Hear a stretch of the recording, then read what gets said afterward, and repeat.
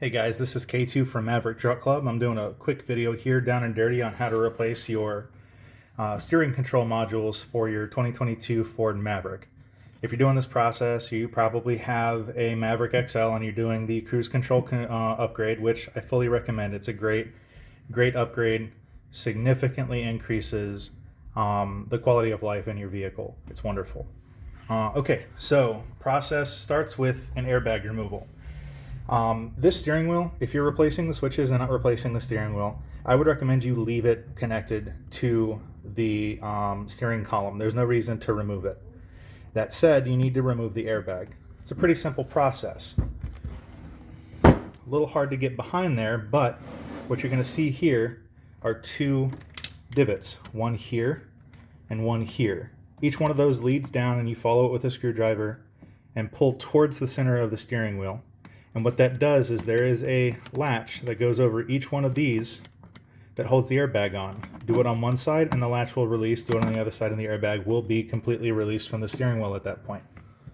After you've done that, you're going to have the airbag pulled forward and you're going to see three connectors. One is going to be a bluish green, the other one is going to be a yellow, and they're both going to have orange tabs. Pull up on the tabs and then pull the orange and yellow tab or connectors out. They pull out relatively simple after you've removed the tab, the orange tabs, so don't sweat too much. This last connector here is your horn connector. You'll remove that as well. And at that point, you're ready to start moving towards removing the front fascia, which will get you to the control switches to remove. A little bit of a heads up as we move into this. There is a potential, and this is the only risk that I've run into, of when you're removing this, the lower fascia here and the upper fascia here are connected by plastic tabs, and the silver chrome part is somewhat weak and could potentially fail. That is not a problem, and I'll show you why once we get to that point. But if you want to keep those connected, as we move towards this and you get to this area here, you'll just want to be very careful to make sure that the upper fascia and the lower fascia are coming off together as a unit. So, to remove this, the first step is to disconnect the switches. In each one of these switches, you'll see that there's cables that go towards them. They're very easy to disconnect. You reach up underneath where the cables are and there's a latch. Pull up on the latch and pull back and the connector releases. A better example here is with the white one where you can see it better. You reach under, pull up on the latch, pull out with the connector. Hold on here. Trying to get you a good view is making it harder. Both of those are disconnected now. At that point, you're just going to be pulling off the front fascia. The process of that is 4 fingers underneath the inside of the fascia, thumb up against the steering wheel. You pull with the fingers, push with the thumb, you'll see that it begins to release. You're going to rotate to the other side and you're going to do the same thing. On this side, you'll pull up, push with your thumb, and continue forward. The reason why is because at this point, the upper fascia will start to release. That's perfect. Now we start to work our way down. And if you remain connected and you want to avoid breaking these little tabs here, you're going to pull up at the chrome plastic area along with the upper fascia. In my case, I kept shooting this video and I broke them due to fatigue. So in my case, I just get to pull it off, top fascia only, not the lower fascia.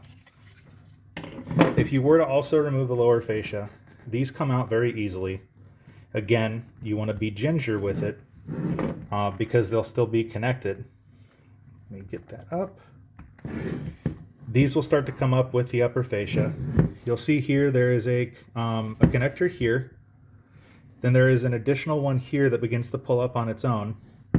And then once you get to those released, the bottom ones here actually pull up. Once you get those pulled, I'm sorry, my apologies, they pull down. So you pull them down very carefully, down and out, until they release like that. So if you were successful, you'll have these all together like so. In my case, obviously, it's a little bit too late for that. So we'll move the steering wheel out of the way now. and address the fascia itself. Flip it over, torques, torques, torques, and torques. We'll use one as an example right now because they both go through the same process. You're going to unscrew each one of these, and they take some time. They're long for what they're doing, but I understand why. You don't want these switches to fall in.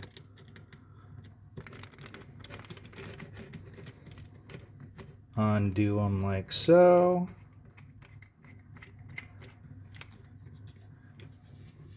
And boom. At this point, the only thing holding them in are these two latches right here and these two grooves, I suppose. Easy as can be. You're just going to pull back on these latches a little bit, push in from the back side, and it releases just like that. Simple as can be. Now when you're going to put in your next switch, you're just going to line them up with the grooves, make sure that everything is centered, and push from behind until everything clicks in. Make sure it's centered well, and grab yourself those torque screws and run them back in.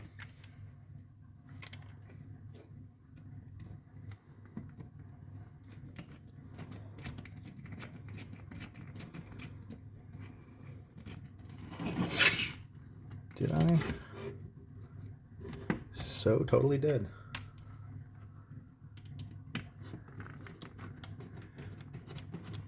You always want to make sure that you have your screwdriver set to drive the screw when you want to drive it. Otherwise, you're just going to be pulling out screws that are already pulled out.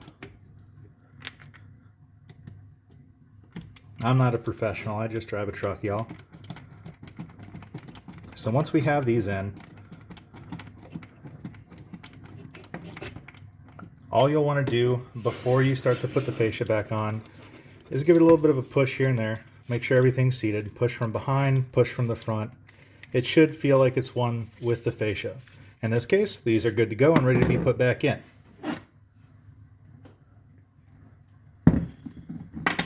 Now we got our steering wheel back. If you removed with the front fascia the upper and lower, then you're going to start by leading the lower in and pushing up on these. Afterwards, you just follow the hooks up and make sure that they start to seat where they're supposed to. Once you get up into this area, since you're going to be running both fascia at the same time, you're going to take very good care that these hooks here and that these hooks here are seating as you're seating the silver pieces. Now, in the case of what's happened with me, mine broke. Why am I not concerned about that? The reason why is because all you have to do is when these break, there's going to be a small piece of plastic on the back side that's been broken slightly. Take that off. Take it off in its entirety. That's the part that was originally securing it permanently, and we remove that so that then when we put the front fascia back on, we can seat this properly and it sits properly. So start from the bottom, work it in, and just make sure that the hooks are lining up. An important thing before you go too far is you want to make sure that the hooks up at the top here are appropriately lined with their holes. Otherwise, you will start to push this in and these hooks will be sitting on top by the time you get up to them. Trust me, I've done it 1,000,001 times at this point. So we push them down, push them in. The closer you get to the top, the easier these are going to be to sit. And eventually, oh, perfect example. They snuck up on me and did it again. Not a big deal. Pull up, release the top bit a little bit, and then realign them. Once we have those realigned, go ahead and push it back down. Remembering to follow along. You don't want to apply too much pressure to a side that doesn't have any connection next to it yet. All right, now it's reconnected. If you hadn't broken these connectors, you're done. The connections are done. You just want to plug these cables back in and you're good to go with proceeding with the ForScan modification. If you happen to have broken those connectors and you remove the plastic like I stated, if those hooks have not seated, as this one has not seated, All you have to do is take a screwdriver, reach it back here, and then pull it forward while pushing down until it hooks. That's why we remove that extra piece of plastic. The retaining process still works as intended. It's just the upper and lower are removable now, whereas they weren't before. Separately, I should say. The final step is to reach in, find that plug while you're trying to shoot a video. Actually, I would recommend just doing this without trying to shoot a video. It's a lot easier. Plug that right on in like that. And then we're going to do the same on this side. And boom. Your steering wheel will have successfully been upgraded to the new switches, and you are ready to go with your 4-scan upgrade to get your cruise control going on your Maverick XL. Congratulations, and I hope you enjoy driving without having to keep your foot on the gas pedal the whole way there. Y'all take care. Thanks.